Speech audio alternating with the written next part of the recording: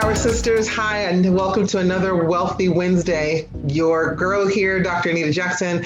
We're going to have another powerful conversation when it comes to how do we build our business, particularly now with everything that's going on in the world. How do we take our business to the next level so that we can be of greater service? And so I have the honor of introducing you to one of my mentors and a sister that I've known for a really long time now. Like it's been a couple of years that we've known each other. And she has taught me the ins and outs of what it means to position your business to become attractive to corporate sponsors. So joining me today is Rhoda Hollander. She is the founder and CEO of Sponsor Concierge. And she is here for you and I to have a powerful conversation on what are the next steps that you need to take to create the business that positions you to attract the sponsors and make a bigger impact? I know I keep saying that over and over again, but now that we're all pivoting in our personal life as well as in our business, you really need to understand what are the dynamics to really showing up in your brand, your message, and your business. So Rhoda, thank you for taking time out of your busy day and being here with me. I'm so honored. Great to be here. Thank you. Okay, so Rhoda, do me a favor and tell everybody about you. Tell us about your background. Okay. Well, as Anita said, I'm a serial entrepreneur. My current business, that I've had for 20 years, so is called Sponsor Concierge, and I help people attract corporate sponsors. I work with people like Anita who do events, who speak, who do media, who do all this amazing stuff. I work with authors. I work with, nonprofit charities. And, so it's been a great business, and it really came out of the need that I had because I wanted to do a women's small business expo. I have been in the women's empowerment game for a long time, and Dr. Anita came there, and that's how we met. I don't even know how long we've known each other because when you've known somebody so long, you forget. So I wanted to put on this great event, and I looked, I couldn't afford it myself because I wanted to do a really high-class event. And events are not cheap, as we all know. So I said, what are these things called sponsors? I found them on the internet. I said, what the heck do they do? And I found that sponsors will underwrite your business, your event, your speaking, your book, your podcast. I've been working with a lot of podcasters and people who produce shows. My first sponsors were Bank of America, Walmart, and IBM. And then from there, I got Microsoft, FedEx, Staples. And then everybody would come to the event and they'd say, how are you getting these sponsors? I thought you had to be a huge business. At that time, I was working from home. I've always been working from home. So I kind of had a little bit of a jump start because I was already set up for that. And I had no experience. I had no following. And I managed to get all these great sponsors by selling them on the concept. And that's what we want to talk about today, how to position your business and how to sell it on concept. You know, Rhoda, what I love about this whole entire story is that last few sentences that you just gave of, I didn't have a huge list. I didn't have a lot of visibility. I didn't have this big, huge business. And I was still able to attract these brand well-known companies who said, I want to give you $5,000, $10,000, $100,000 and be a part of your business ongoing, which is what we're trying to do with the Unlimited Women Alliance. So talk a little bit about, because I do have some questions here, because there's so much that Rhoda does. I want to make sure we ask the right kinds of questions that's going to help you understand what you need to understand to move forward. So how did you get started with the you just kind of told us, didn't you? Well, it was a little deeper than that because starting my business, man, oh man, it changed my life so completely. It got me out of the poverty trap. I was living in a rent-controlled apartment. I was afraid to go to my mailbox in the morning because even though I was working, I couldn't pay my bills, and I took out all these loans, which we know is stupid, but I was young and I was kind of dumb about all that stuff. So, I couldn't even see the light at the end of the tunnel. And then in my personal life, I was in an abusive relationship and it lasted about 4.5 years. So one day I said, you know what? I don't want to be a victim anymore. I want my life to make a difference. And it's too bad Unlimited Women Alliance wasn't around at that time because I could have so used it. And that's so I started a business with my best friend. We turned it into a multi-million-dollar business. I had art school training. She was a film major, but we made it work. And then I wanted to teach other women how to do that. So that was what the Women's Small Business Expo was about. That's what led me on the path of getting sponsors. Actually, Linda, I think that's exactly how we met. I think we met first through, I went to an event with Raven Simone, yeah. Raven Simone. And then you did an expo, I think, a couple of months later. And that's how I connected to you for that, just to have my ADD moment that goes, oh, that's where it was. Thank you. And I love expos. I have a thing about expos. I think they're so much fun. So, first of all, I think a lot of people think they know what sponsors are, but may not have a really good understanding what sponsors are. What is a sponsor? Okay. A sponsor, it could be a cash sponsor or an in-kind sponsor. The definition of sponsorship is connecting a company to people who buy things. So if you know people who buy things, you can get a sponsor. And what the sponsor does is they underwrite what you do. They either give you cash or they give you what's called in-kind. So let's talk about the in-kind, and then we'll talk about the juicy stuff, which is the cash. The in-kind sponsorships is when a sponsor will donate, airline tickets, rental cars, hotel rooms, printing, food, beverage, anything like that is called in-kind sponsorship. Now, there's a value in in-kind sponsorship because it's budget relieving. You don't have to pay for that plane ticket. The sponsor gave it to you. You could fly in speakers, and things like that. And you can leverage your in-kind to get the cash sponsors. Now, the cash sponsors, that's really the juicy part. Yes. Because companies will pay you to promote them. To promote and brand them. That's what they are looking for. And it doesn't have to be like a flea circus. You don't have to be obnoxious. They don't want that. It's done in a very elegant, understated way. Yeah. I think for me, I've been blessed to be able to get a lot of in-kind. And one of the things that they were offering was you can use our brand on your marketing. We'll actually promote your content to our email list. So they have a larger list than I do, and you start using it the right way. So our magazine is very popular. That's one of the things we're seeing a lot of the sponsors saying, hey, we want to be a part of your magazine and we will share it with our entire email list. I'm like, that's worth it because that list will build my list. So I think that's very powerful. To continue, I would love to know what are sponsors looking for when it comes to giving their in-kind services as well as giving money? What are they looking for in order for them to feel comfortable to do that? They're looking for a lot of things. They're looking to connect with your target market. So you've got to be really clear on who your audience is and do research on it. When I was doing the Women's Small Business Expo, I did that event for 10 years, by the way. I researched the heck out of the women's business market. I found out that women are starting businesses at twice the rate of men. Yes. Women, they influence or make 85% of the purchasing decisions in America. And that's how I got a lot of sponsors, because they said, whoa, it would be stupid not to appeal to this buying group. The biggest buying group on the planet is women, and the U.S. women buy more than 5 countries combined. So it's all about your audience. Yeah, they're interested in your book. Yeah, they're interested in your speaking or your nonprofit or your show.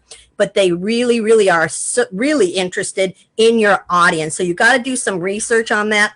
The best way is to just Google it, and you'll have all your information in maybe 15 minutes or so. Does the audience need to be a certain type of audience? Meaning, the bigger the audience is, the more, if they're professionals, if they're entrepreneurs, if they're mompreneurs, are they looking for a specific type of audience, or does it matter? The more you niche it, the better, because sponsors like that. Because then if you niche it rather than women entrepreneurs to mompreneurs, like you mentioned, then you know what kind of publications they read. You know where they go on the internet. You know what their motivations are. Those are called psychographics. So it's good. Now, as far as do I need a big following? Because a lot of people ask me that. Yeah. You do not. Because as I said, I had nothing, nada, zero. I had my parents. I had my brother-in-law, and if I could have put the cat on my email list, I would have.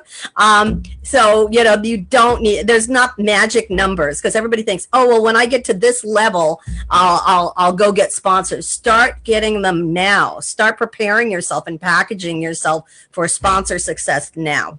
Okay, so with that being said, because I'm going to go off your questions a little bit, is when I'm working with a lot of clients, and most women tend to, particularly in the coaching world, tend to have programs rather than a quote unquote business that offers multiple services. I'm a business that has multiple services, so I have multiple ways that sponsors can get visibility and connect to my audience. For those of us who have not thought at that level to create the business that has multiple services, what kind of events or products or programs are sponsors looking to attach to? Because I think that would be a big issue. Good news. We've all had to pivot, as you've said, and 80% of sponsors will fund virtual events. That just came out. Now, here's what you got to do with your virtual events, though. They have to be interactive. Absolutely. Do breakout rooms, do chats, put things in there that make it interactive and make it sticky.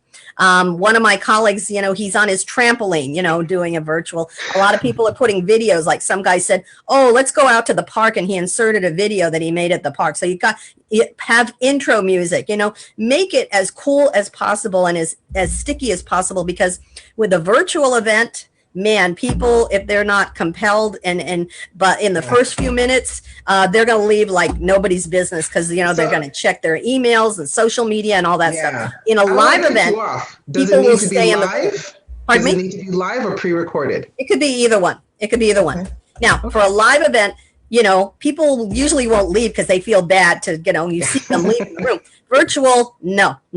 Now, as far as your events, as your benefits for your sponsors, they need to be bigger, because sponsors in a virtual event are not getting to set up a booth, and they're not getting to shake hands with their core consumers. So you need to add them more benefits for a virtual event. Okay. Also, you want to promote your sponsors all year long. This is what I've taught you, and you're probably sick of hearing it. But I'm telling you, Anita, all of my clients have come to me and said, thank God you told me to promote the sponsors all year long, and not just make it about the event. Because if it's all about the event, sponsors will want their money back sometimes if you're not doing your event, or if you had to reschedule. If you promote them and you have a really robust benefit package, they're not going to do it. Yeah.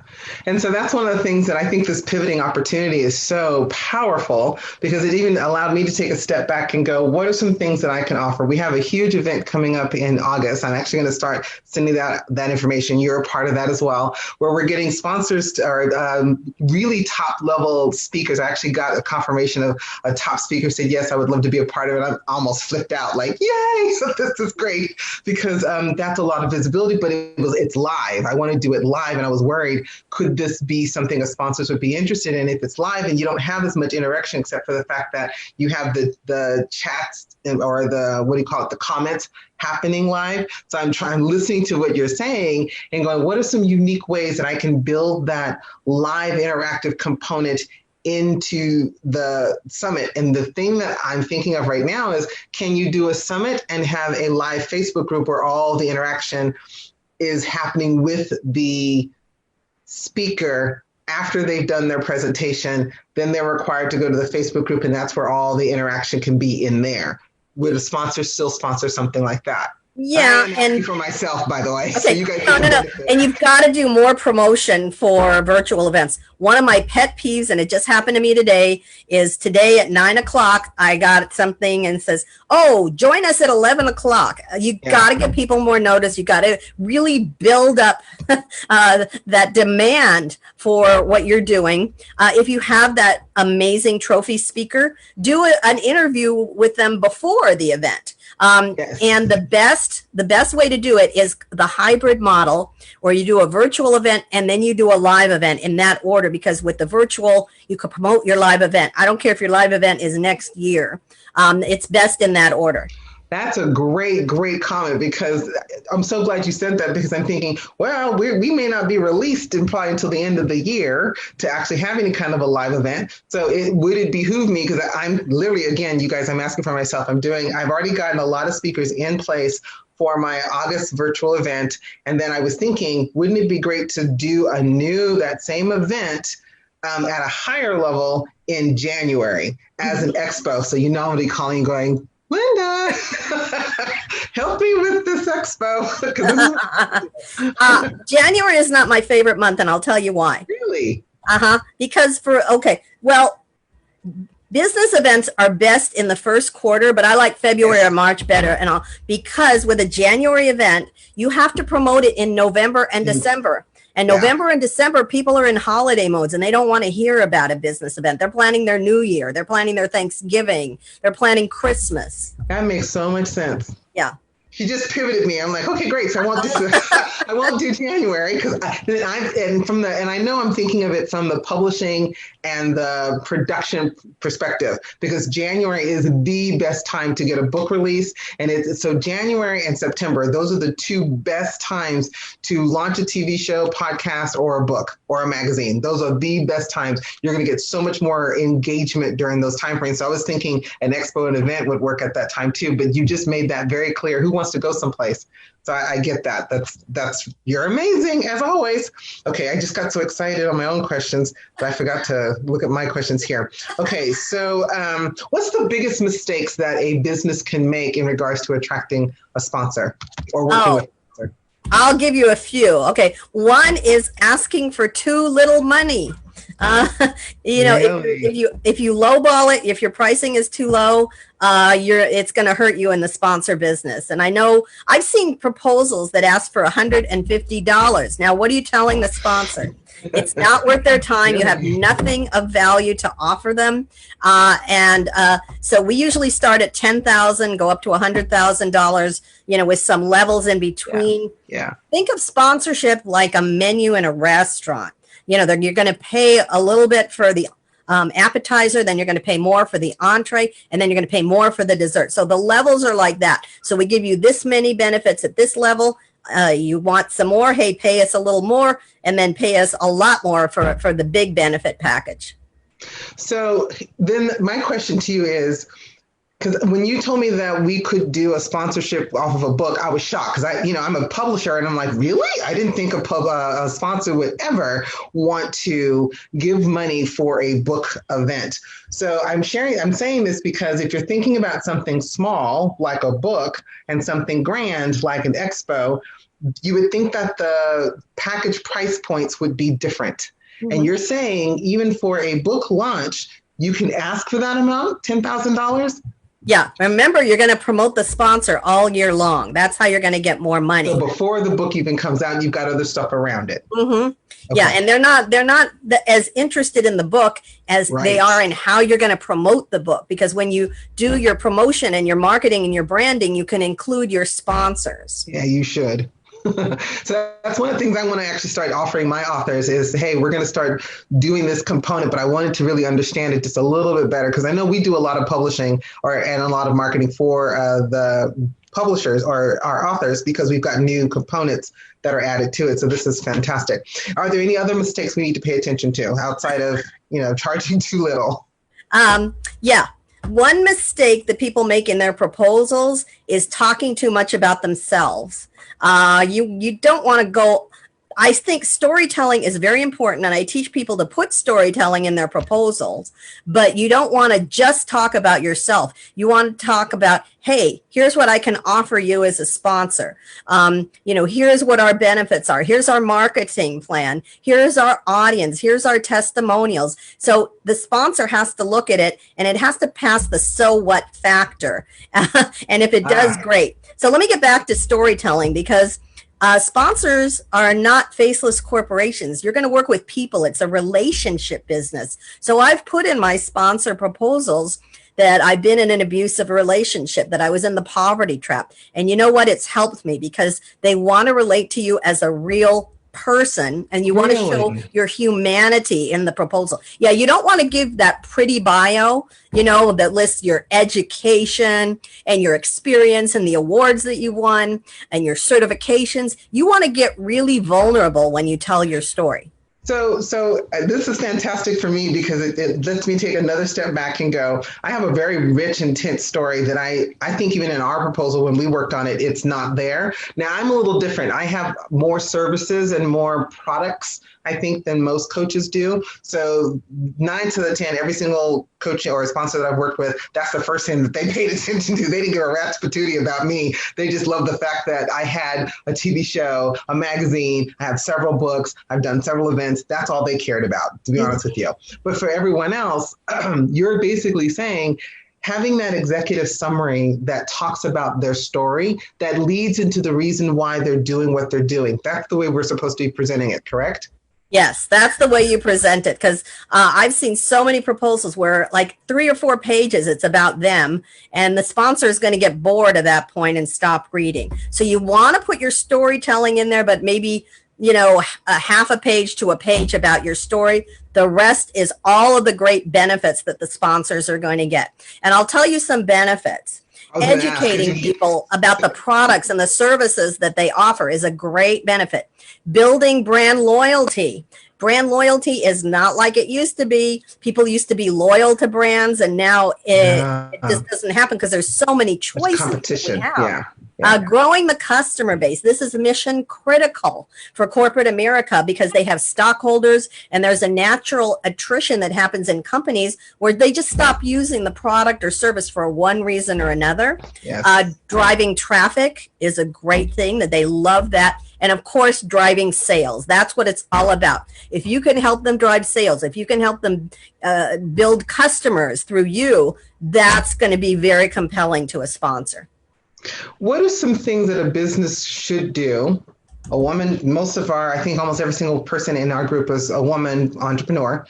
What can she do to position herself? What kind of research does she need to do to position herself to have the right elements as a part of her business? Okay. First of all, your website has to look absolutely amazing and really, really professional. I don't want to see any homemade websites because if you're going to do business with somebody, what are you going to do? You're going to check out their website, right? You might check out their social media. They're going to check you out to see how professional you are and if you can handle a brand image because, there's some stories out there. Like, let's say Subway, that guy with Subway, Jared, when you scratch the surface, he was not a good person. Tiger Woods, they were already representing brands and it tarnishes the brands. That's why sponsors are looking for people like you and me who are grounded and who are not super celebrities because the big celebrities tend to implode. Yeah. So they want to know that you know how to handle a brand image. Take FedEx. That was one of my sponsors. FedEx is a mature 50-year-old company, thousands of employees, and they've spent $1 bazillion on their brand image, and one person can blow it. So they want to know that you're professional. So really get your website going, write a beautiful industry standard sponsor proposal because that's how they make their funding decisions. And then as Anita said, do research on your demographic. Here's how you do it. Let's say your demographic is the mompreneurs. We'll come back to that. So Google statistics, mompreneurs, buying power, mompreneurs, purchasing power of mompreneurs, and you'll see that it is a multi-trillion-dollar market. I believe it's about $7 trillion. Yeah. This sounds like it's not something that someone should try to do on their own. That's really one of the reasons why we hired you. As much as I have the background in writing proposals and I write really well, I knew that there's too much in this that I didn't want to take it upon myself to try to do it all by myself. And just listening to you, it feels like you really need to have someone who can help you write that all out. So what are some of the things that they want to pay attention to in the proposal? And then can they come to you to help them actually put it in the high quality level proposal that needs to go out? Because I've actually worked with some people who created proposals too and says, I wouldn't submit this if I were you. I've been very well trained and I wouldn't do this if I were you. You need to have a business plan and a proposal, and those things are very crucial to your success. So what are the key elements that they should bring to you in order for you to actually help them create that proposal for their business? Oh, thanks for the question. And when I was getting started 20 years ago, I hired a company because I knew I couldn't do it on my own. Yeah. And that's how I learned the business. And then a lot of hard knocks and street credibility, taught me what I know now about sponsorships. And you know what? When I first started, it took me 6 months to get my proposal done. I was really mad about that. And I lost a lot of money. I lost $75,000 in the process of learning this business and learning what to do. So here's what you need for your sponsor proposal. You need a description of what you do. Now that sounds really, really easy, but it ain't. It's really not. Because you've been to my conference, right? Yeah. The sponsors come off the platform and they talk to people, right? Yes. And one of my sponsors one year, she came to me and she whispered in my ear and she says, I don't understand what these people are trying to sell me. And she really wanted to buy, excuse me. So you really need a good description of what you do. You need your demographics, as we've talked about. Demographics are destiny. You need your marketing plan. So if you don't have a marketing plan, time to get one, baby. And it doesn't have to be 30 pages. It can just be like 1 page of everything that you're going to do to get the word out about what you do. That's right. Mm-hmm. Now, a lot of people that I work with have never worked with sponsors before, and that's great. I love the emerging sponsor seeker. But maybe you've worked with clients before. So if you work with any clients, that I would know about, we put that in the sponsor proposal. If you have testimonials, we put those in the proposal. And you can get testimonials on LinkedIn, or when somebody is absolutely in love with you, that's the best time to get a testimonial. When you performed a service and they're like, oh my God, you are a genius, say, hey, can you give me a quick testimonial? Yes.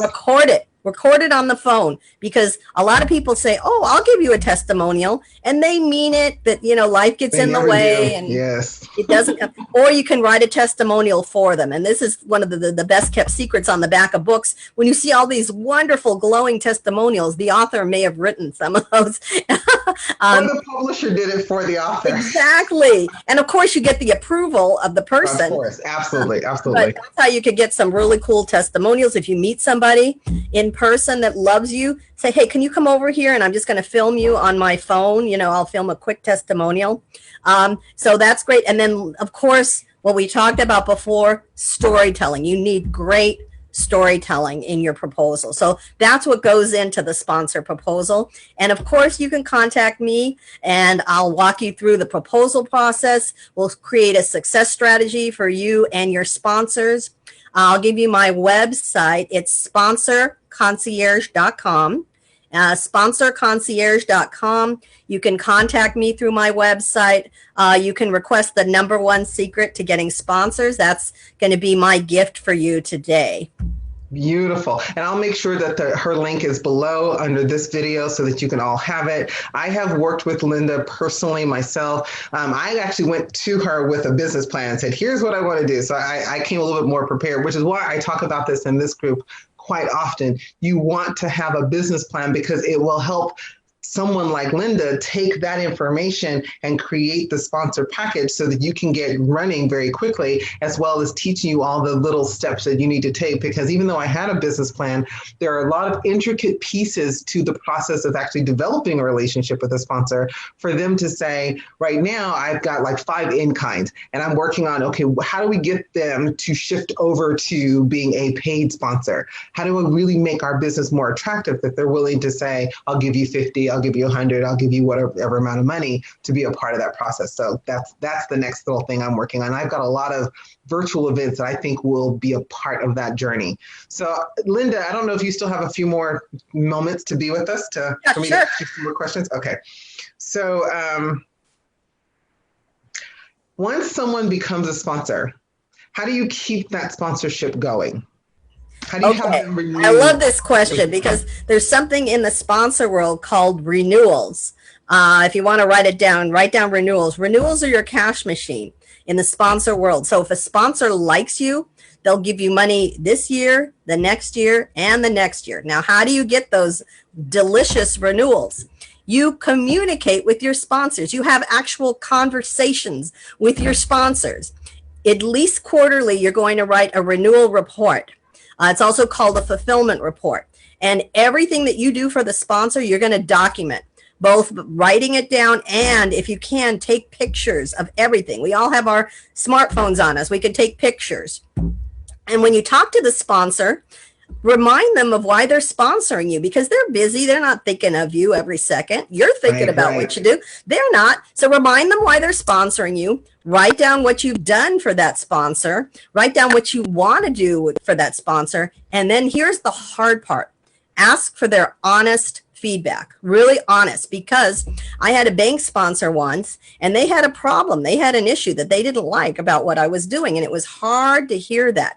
But I said, you know what, if I take care of that, can we continue together? Would you like to move forward? And they said, yes. Now, because I didn't let any residue form in the relationship, they sponsored me for like 5 years. That's awesome. That's awesome. I could say it was Citibank. I've done Citibank and FedEx. They've been multi-year sponsors, and I've had renewals with them. My clients have had multi-year contracts and renewals with Verizon and Black & Decker, Dole Foods, just to name a few. Yeah. So the beautiful thing about this, and I want all of you who are listening to really think like a business person, to think like a CEO of your business, because this means you've got to be very intentional and very strategic. And you've got to make sure that you've got a lot, because one of the things that I think would be more powerful for most of us who don't have a team, I would think it would take a team to really help you not only create the business in the way that you need to, but also create that sponsorship package and then reaching out, because you're talking about a long-term relationship with your sponsors. And you're probably, like you said, connecting to them every single quarter.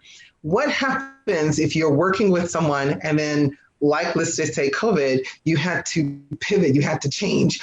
I'm shifting mostly, a lot of my business was done offline, and now I have to shift almost everything to online. And so now I have a completely new business and stop reaching out to the sponsors because I wasn't sure. So I'm very grateful that you said that they are open to at least doing a lot of virtual events, and that can help. So when someone's going through that shifting, how do they present themselves to their sponsors? Because I'm saying this for me again, I'm going back to some of these sponsors that I've had before, or at least I'm developing a relationship with, and saying, this is what we're doing now. How do I communicate that without it damaging the fact that my business has gone through a change? Okay. Firstly, just do a call where you don't try to sell them. Do a discovery call and say, hey, I know things are a little bit rough right now, but how are you doing? How are you structuring that? How are you moving forward in this new climate that we have here? And what do you want? What are you looking for? And just shut up and let them talk. Then you come back to them and said, okay, here's what you said you wanted to do this year and how you're handling this whole pandemic. Here's how I can help you. But just make a call. Don't try to sell them. Don't ask for anything at all. Okay. The Inc. magazine has a virtual series. And the other day they interviewed Kendra Scott. And I don't know if you know who she is. Yes. But she has a chain of jewelry stores. She has 108 stores. And she started making jewelry in a spare bedroom. And now she's got 108 stores. Right. And obviously, they're all closed. And they said, well, how are you handling this? She says, well, I have all of my managers call their customers.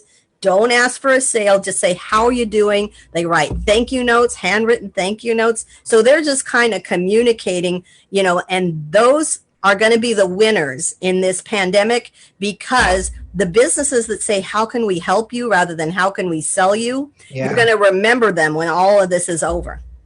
Yeah. So, and I think this is very powerful, because I was just telling a friend of mine, I'm actually having it designed now. I said, I want to bring back sending notes. We don't do that anymore. And I used to love it years and years ago. And I'm like, I'm going to reactivate that in my own personal life as well as in my business, is sending someone a note and say, hey, I just want you to know I appreciate you, because there's so much value in that for their personal life as well as for their business.